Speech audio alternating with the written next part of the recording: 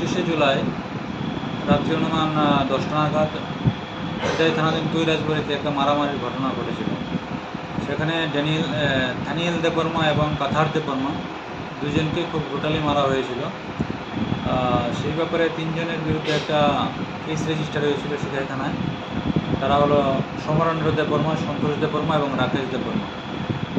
যাদেরকে মারা হয়েছিল তাদের মধ্যে থেকে একজন ধানিয়েল দেববর্মা গত 1/8 এই মাসের 1 তারিখে জিবি হাসপাতালে মারা যায়।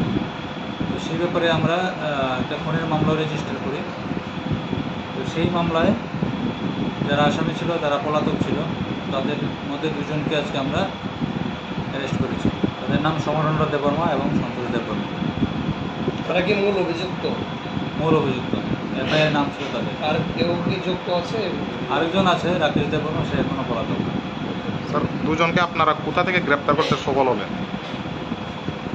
তাদেরকে আমরা আজকে 75 থেকে নিয়ে এসেছি। কালকে কি কোর্টে ফরওয়ার্ড করা হবে? কালকে কোর্টে ফরওয়ার্ড করা হবে। এই মানছে স্যার, এই ঘটনার পরিপ্রেক্ষিতে এখনো পর্যন্ত এলাকার পরিস্থিতি কোন পর্যায়ে আছে? যাদের ভিকটিম ফ্যামিলি তাদের মধ্যে একটা তারা খুবই ইমোশনাল হয়ে আছে। এটা জন্য এতদিন হয়ে গেছে আসামিটা গ্রেপ্তার হয়নি। আজকে আমরা 2 জনকে অ্যারেস্ট করতে পেরেছি এবং এই মেসেজটা তাদের পরিবারকে আমরা দেবো।